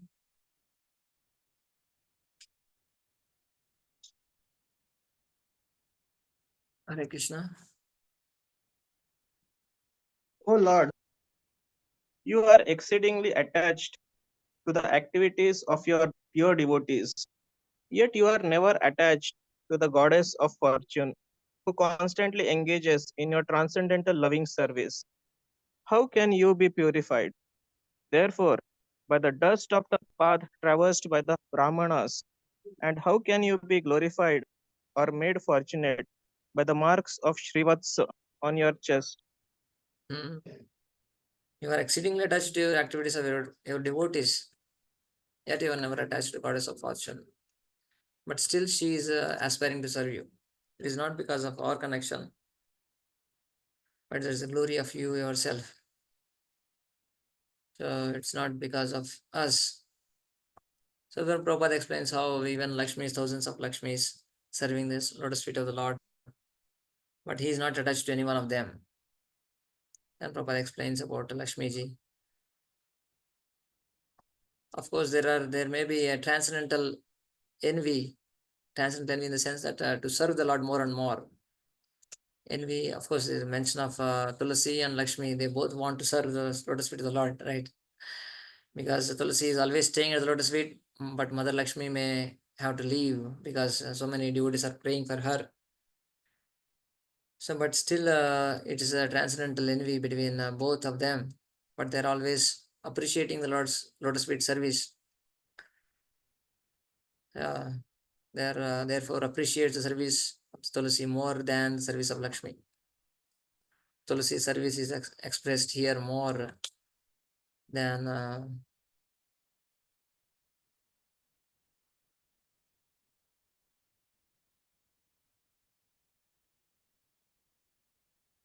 okay. I think you need to all are unmuted. All are muted. I think unable to read other devotees. Maybe you can give the name and you can give the permission to read. One. Yes, Yeah, that please, is I'm expressed. yeah. I have unmuted again Shobhalakshmi Mataji. Can you read Shobhalakshmi Mataji? Yeah, when I ask, you can give the permission. So here Tulsi and Lakshmi are explained by Prabhupada, and verse also explaining how Tulsi is very much staying at one place and serving the Lord, and Mother Lakshmi has to leave sometimes. So when the Lord says, therefore, that is due to the causeless mercy of the Brahmanas that Lakshmi ji does not leave him, we can understand that Lakshmi is attracted by the opulence of the Lord, not by the Brahmanas' benedictions upon him. So yeah, so that is the main point we are discussing, that not because of, Lord is also saying, Kumara is also saying, not because of us, but because of your own great qualities, they are attracted to you. The Lord's statement that his opulence is due to the benediction of the Brahmanas and Vaishnavas is only to teach others that they should offer respects to the Brahmanas and Vaishnavas, the devotees of the Lord. Yeah. So when he's saying, Lord is saying, it's all my opulences because of Brahmanas and Vaishnava, that is to glorify the Vaishnavas and devotees. Continue. Someone can read. Lord, you are the personification of all religions. Therefore, you manifest yourself in three millenniums, and thus you protect this universe, which consists of animate and inanimate beings. By your grace, which is of pure goodness and is the bestower of all blessings, kindly drive away the elements of Rajas and Tamas for the sake of the demigods and the twice born. So here they are praying that please drive away elements of Rajas and Tamas for the sake of demigods and twice born. So Prabhupada brings out the point that, of course, Prabhupada mainly explains about how the Lord is glorified as Tri Yuga, Tribhir Svaihi, Dharmasyate, Bhagavatas Tri Yuga, Tribhir Svaihi. So Lord is glorified with word Tri Yuga. Most of the purport Prabhupada focuses on that word and he explains many meanings of Tri Yuga. You can go through all those things. But the point, one more point Prabhupada brings out here, that Rajas Tamas Cha Sattvena. How the four Kumaras were cognizant. Read this one, highlight version. The four Kumaras were cognizant of their situation in the modes of passion and ignorance, because although in Vaikuntha they wanted to curse devotees of the Lord, since they were conscious of their own weakness, they prayed to the Lord to remove their still existing passion and ignorance. Here Prabhupada quotes that purport what we read in the last, that verse, 13th verse. So Prabhupada definitely brings out here that point. So the remaining removal of their still existing passion and ignorance, the Rajas and Tamas, here also he mentions a little bit. Of course, the verse is also mentioning more on that aspect also. Rajas and Tamas Satvena no Varadaya Tanvu Nirasya Tanuva Nirasya. So Rajas and Tamas are still existing in us. My dear Lord, please remove those aspects from our consciousness. So they are praying to the Lord. So in the later verses, they are glorifying the Lord, also seeking benedictions from the Lord. So that's the verses are majorly glorifying the Supreme Lord's position and his character. Yeah, they're glorifying here. Continue. O Lord. O Lord, you are the protector of the highest of the twice born. If you do not protect them by offering worship and mild words, then certainly the auspicious path of worship will be rejected by the people in general, who act on the strength and authority of your lordship. So they are asking, you are the protector of highest of the twice born. So basically you are protector of the Brahmanas. So you protect them by various ways. Vijottama Kulam. You are Vijottama protector, you protect them. So then Prabhupada explains about how, so authorities, we need to follow the authorities. Why? Because Lord, they are mentioning that if you don't protect them, then that auspicious path of worship will be rejected by people in general who act on the strength of the authority of your lordship. So people need to have some shreshtas. Yadyate acharati shreshta tadyate evatarojana. So one general people follow the great people, ideal character people.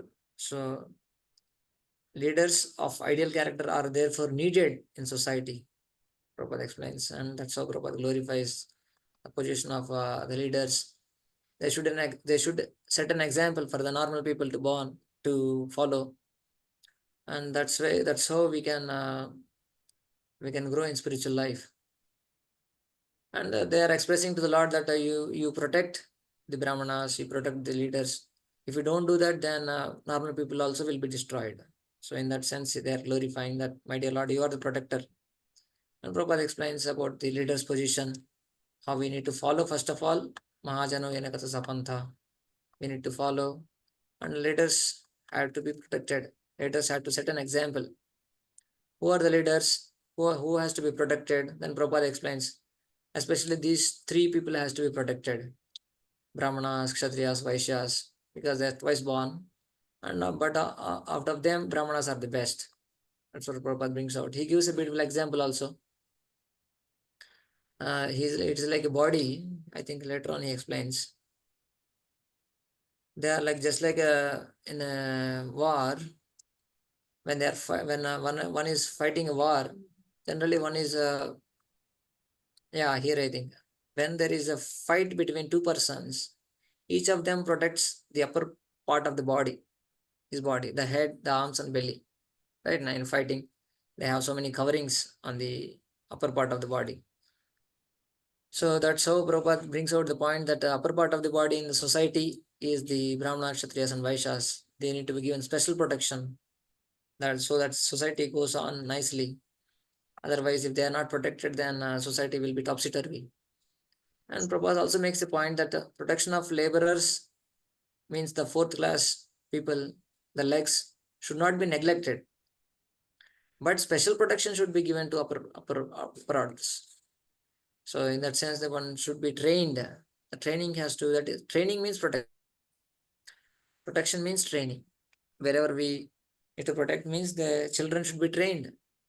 That's how we give protection. The parents, the brahmacharis are to be trained properly. So that is the aspect of protection. So in that sense, Prabhupada is bringing out the point that if the Lord will take care of the protection of the upper class of people, and also gives protection to everyone. Lord is protecting everyone, but he gives much more protection to the upper class people because they are leading the society. If they are not, then normal people also will be destroyed. Nankshati. If the system is not introduced by the leaders, then human civilization will be lost. So he's giving, Prabhupada is bringing out the point of responsibility of our society also. We need to give protection and training to the upper classes of devotees, upper classes of society. If the authorities or leaders of society do not give special respect to the Brahmanas and Vaishnavas and do not offer them not only the sweet words but all facilities, then the path of progress will be lost to human civilization. The Lord personally wanted to teach this, and therefore he offered so much praise to the Kumaras. And this is also one of the aspects that Prabhupada is bringing out from the context. But Lord is wanted to personally teach how one should respect, protect the upper class of people. Just here, Lord is glorifying the Brahmanas. Yeah, right. The Kumaras glorifying the Lord. Dear Lord, did someone?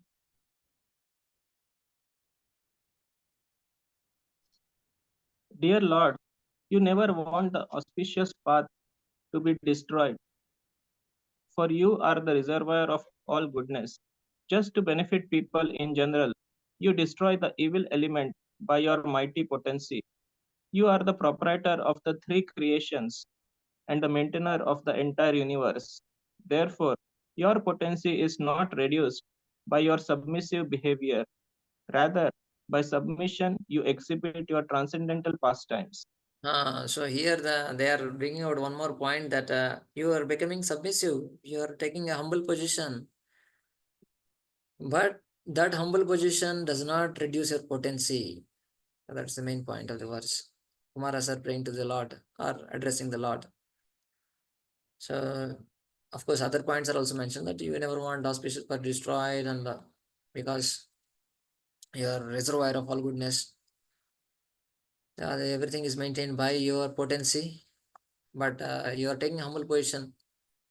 in different ways. Especially here, you are glorifying us by taking humble position, submissive behavior, but it doesn't reduce your potency by that. By that taking humble position, your potency is not reduced, and it's not because of our connection that potency is coming, but it's your own glory. But rather, the submission shows your transcendental pastimes, exhibit your transcendental glory. That is another way of putting. Yeah, Prabhupada takes out that point and explains how Lord is taking humble position in various pastimes, and that's only glorifies the Lord. That only shows the glory of the Lord in different pastimes. So Prabhupada explains various pastimes here. His position becoming cowherd boy, offering respect to Sudama Brahman, Nanda Maharaj, Vasudev, Yudhishthir, Pandavas, Kunti. It's exemplary behavior. Lord exhibiting his humility. It's only glorifying. It's only glorifying the Lord's humble position. So we should try to understand the appearance of Lord Krishna in the spirit, as Kumara prayed to him. So we need to appreciate the Lord's humble position, not when generally in this world, when somebody has some low position, subordinate position, it's not very much glorified. But Lord is actually showing by taking humble position how it's so glorious. That's why servant of the servant of servant, we always say that's a glorious position, servant of servants. So in that sense, it's a glorious position. Though it's appeared to be in the material world, it's in a negative term. It's a very not at all glorified. The lowest positions, lowest rank is not much glorified. But in spiritual world, its utmost importance is given. Even Lord is taking humble position in various ways to relish his pastimes, to show how it is a glorious position to be servant of devotees. But Prabhupada, one more point brings out why Krishna is not submissive in war. He's not taking of course, he's taking a humble role also to Arjuna. In the humility role, why he's forcing. In that sense, he's not submissive. Prabhupada is bringing out one more point that the force exhibited in the battle of Kurukshetra by the desire of Krishna and through the agency of Arjuna was also necessary, because when people become too irreligious, force is required. Non-violence in this respect is rascaldom. Why is not humble? Why is inciting Arjuna? Why is making the war to go on? Why is not submissive, humble, and take off the war? No, it's required also. So in that sense, Lord is glorified by the Kumaras. That you take submissive position, your humble position is another glory of your pastimes. In that sense, they are glorifying the Lord. Continue. O Lord, whatever punishment you wish to award to these two innocent persons, or also to us, we shall accept without duplicity. We understand that we have cursed two faultless persons. The sages, the four Kumaras, now reject their cursing of the two doorkeepers, Jaya and Vijay, because they are now conscious that persons who engage in the service of the Lord cannot be at fault at any stage. So they are not at fault at any stage. They recognized they are not at fault, but it's our mistake. We did punishment, we cursed them. So whatever punishment you wish to award, we are ready to take up. That's what the Kumara is feeling. And Prabhupada explains that point that devotees cannot never be at fault. So that point, when the Kumara said you are two faultless devotees, that they are faultless, that point Prabhupada takes up and says that devotees cannot be at fault any time. So that's the main point Prabhupada speaks profoundly in quoting Bhagavad Gita also, that famous verses of Krishna. Apichet sudracharo bhajate mam ananya bhak sadhureva samantavya samyak vyavasito hi saha. Because they are situated in devotional service, though they may be doing something wrong due to former habits, but still they should not be at fault. They should not be taken to be at fault very seriously. Of course, it's not. Of course, we always understand that we should not take advantage of Lord's promise, etc. And devotee is not at all in that mood as well. A real devotee, a genuine devotee, because he's always striving to glorify the Lord, establish the Lord's glory and Lord's and even the parampara glory. He doesn't want the parampara to be let down, the Krishna's name let down anytime. But sometimes it may happen. Sometimes some devotee may happen because of whatever reasons. But still he should not be found fault from whose point of view. That is that we need to understand that by whom it should be seen, not taken seriously. Prabhupada mentioning it should not be taken seriously. The faults of the devotees should not be taken seriously. By whom? By people in general and devotees in general. Right? But his superiors, authorities, and spiritual master will or should not take it, should take it seriously and to correct in time so that one is situated in spiritual life. And also the institution, name and fame should be maintained. Right? If one devotee does anything wrong, the whole institute is blamed. That's how we lost the famous the section of Gurukul. The whole Gurukul, though Prabhupada wanted so much, he was stressing on that Gurukul training is so much, but because of one serious mistakes that happened previously, whole Gurukul system we lost. We are unable to bring it out in a very proper manner because of mistakes. The faults were there, but definitely somebody has to take a right action, correcting action. The spiritual master or spiritual authorities has to find fault if there is serious fault is there, and then they have to be corrected. Prabhupada corrected many times. Prabhupada, in fact, uh, said four sannyasis that time in 70s when they were doing some propaganda about Prabhupada himself is God. He said, "You go out of institute." He removed from the institution itself for some time. So they have to take action. They should be taken seriously. They have to find correct means. So in that sense, they have to authorities and spiritual master has to correct. But people in general and devotees, we in general, we should not find fault in that sense that we should not keep on spreading it around. We should not talk about too much. We should not spread it around, and we should not be the cause of too much of degradation in terms of name of the institution. But it has to be addressed. Faults, if it are there, then we need to address. It's not that we cover the faults. That's the main point. And they are not at fault in the sense that the content may have some external faults, but not in intent. When devotee is trying to do services, there may be some faults. So, but he should have internally, he should be fixed up in the service of the Lord. In the intent is fixed up in service of the Lord. Okay. Continue. Now the Lord is replied. And so from this verse onwards, Lord is replying. Lord is reconciling the whole situation. Now the Kumaras express their feelings and they're also expressing their humility. My dear Lord, it's not because of us.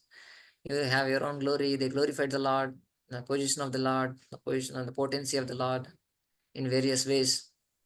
And then Lord is reconciling the situation now. Read the verse. Translation. Translation: The Lord replied, O Brahmanas, know that the punishment you inflicted on them was originally ordained by me, and therefore they will fall to a birth in a demonic family.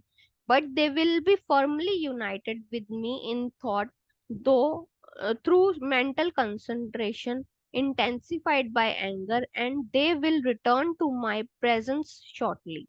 Yeah. So Lord is saying that don't worry too much. It's all because of me. I only desired that. That's how things happened. You don't worry too much. So know that the punishment that you inflicted upon them is my desire. Don't worry. So Lord is assuring them. And Prabhupada is bringing out the point that is clarifying more that aspect of he explained more how all it happened. Now, what is the main reason, as explained by Vishnu Thakur, Prabhupada brings out that aspect, how Lord is desired, that one, because of the Lord sometimes desires to fight. That fighting spirit also exists in the Supreme Lord. Otherwise, how could fighting be manifest at all in this mental world? So then that is the main reason Lord wanted.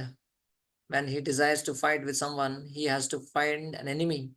But in Vaikuntha world, there are no enemies at all.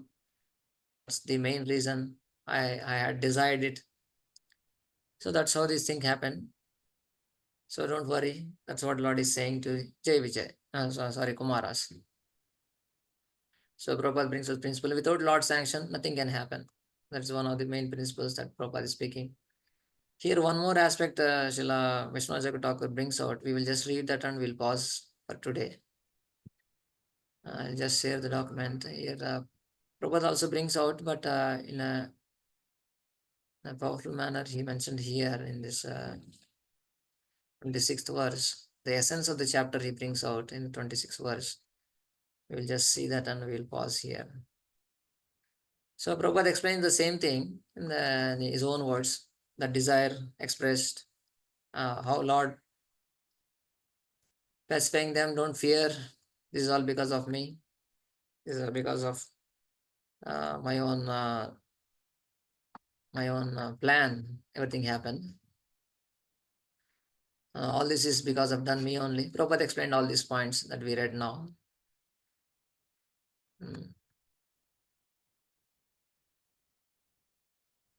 But very carefully understand since you yeah.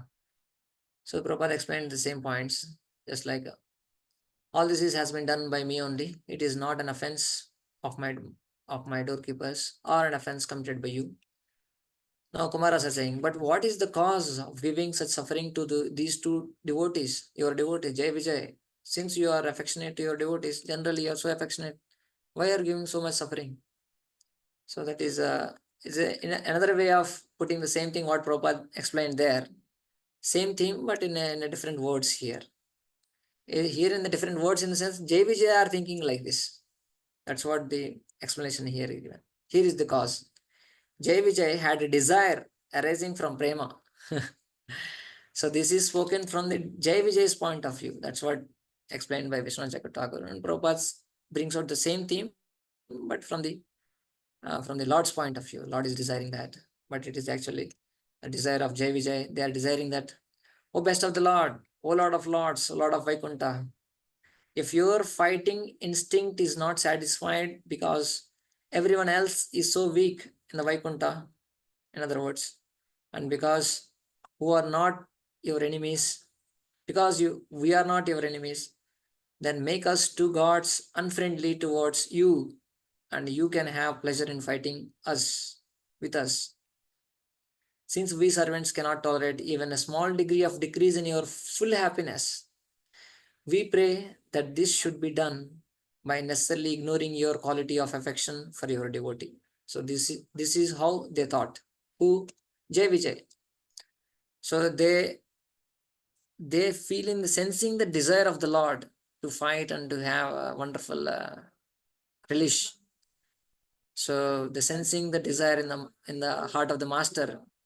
So this is the another quality of a servant, that highest degree, first class devotee, first class servant is that seeing the desire of the master, he brings out, he does all the services. That is the first class Vaishnava, first class devotee, a first class servant, just like Jai Vijay. They sense the Lord's desire that he wants to have that wonderful relation. Why you should have less happiness? Let us become enemies in that sense, and to give you highest happiness. This is one more, actually here, yeah, this is the final point. In fulfilling the desires of his devotees, the Lord developed another desire, thus he did not directly reveal the secret to Kumaras. So he didn't reveal. Let me show another document. The English version may not be exactly bringing out that point.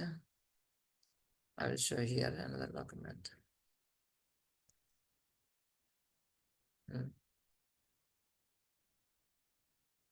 So this is the final comment. and that same verse, 26th. Yeah, because of his own independent will, Svecha, because Supreme Lord, his own independent will, and he wants to give release to the devotees. Mad bhaktanam vinodaya karomi vividha kriya. All the activities, all the pastimes I do only just to give release to my devotees. So in that sense, he is doing all these activities. He is desiring fighting also. All these things are happening because of that, because of Lord's Svecha, Svecha, because of Lord's Svecha, he is doing that all these activities, and also to give the relish to the devotees. He is doing all these wonderful activities. Iti tat prakara sampadane bhagavataha api ichchapi ajaniti rahasya. This is one of the main secret is bringing out from all these activities. Iti prakara sampadane, all from all these incidents. He is bringing out, Krishna is bringing out the secret. What is his internal desire to show? He wants to make it clear. Ajaniti means he wants to reveal, he wants to show what is the secret, Rahasya, Prakata. He's revealing this secret. What is that secret from all these incidents?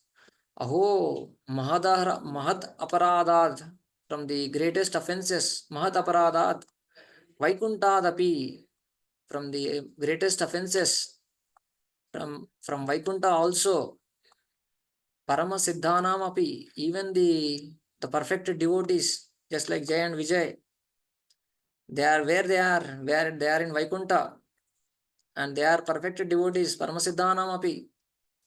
And because of Mahadaparada, because of aparad to the Brahmanas, Adah Patod Bhaved, they fall down, one will fall down. If they fall down, if even even from the Vaikuntha, even from this Paramasiddhi position, because of the Mahat Aparad, one falls down, then what to speak of? Kim Punar Martyaloka. In this Martyaloka, we are staying in this Martyaloka. Even what is our status? Our status is sadhana bhasanam. Our situation is not siddha. Our situation is only sadhan. That too abhas sadhan. Sadhana also, that too abhas sadhan. We are trying to do it. Asmakam. That is our position now. So iti sadhaka bhaktan, to show all the sadhaka bhaktas how great mahat aparadeshu savadhani kartum jneya. So we should be extremely careful. Though we are sadhaka bhaktas, sadhaka bhaktan mahat aparadeshu savadhani kartum. So his Lord is revealing the secret that from all these incidents that hey, from Vaikuntha, from the topmost planet, from the topmost position of Paramsiddhas, they can also come down. Adha pato bhavet, because Mahadapradat, because of offenses. So what to speak of how much one should be careful when one is doing a so-called sadhana bhas, and that too in the Martiloka, in this earthly planet. That's how these pastimes are being shown by the Lord. Is revealing the secrets behind these pastimes. That's how Vishwanath Thakur is bringing out a lesson for sadhaka bhaktas. Sadhaka bhaktadan mahadaparashesu savadhani krita, savadhani kartum neya. It should be understood like that. So this is the one of the main point of the whole chapter itself. So that's how Prabhupada also mentioned a small way in the last point of the Prabhupada. Prabhupada explained mainly how Lord is desiring to fight and no one can fight with him. That's why he brought out the whole pastime itself. This is the conclusion that no one falls from the spiritual world or Vaikuntha planet, for it is eternal abode. But sometimes, as the Lord desires, devotees come into the material world as a preacher and a thief. So Prabhupada takes into another flavor how they come as a preachers and atheists, so that they can assist in the glorifying the Lord or assist in terms of pleasing the Lord with a fight. So in that sense, Prabhupada explained, but the main point of whole chapter's summary, as we read, that we need to be extremely careful about Vaishnava Parat. And Prabhupada gives one more very beautiful analogy here. how it's a whole pastime can be seen. Can someone read last this one? We'll conclude. We'll pause here. This one.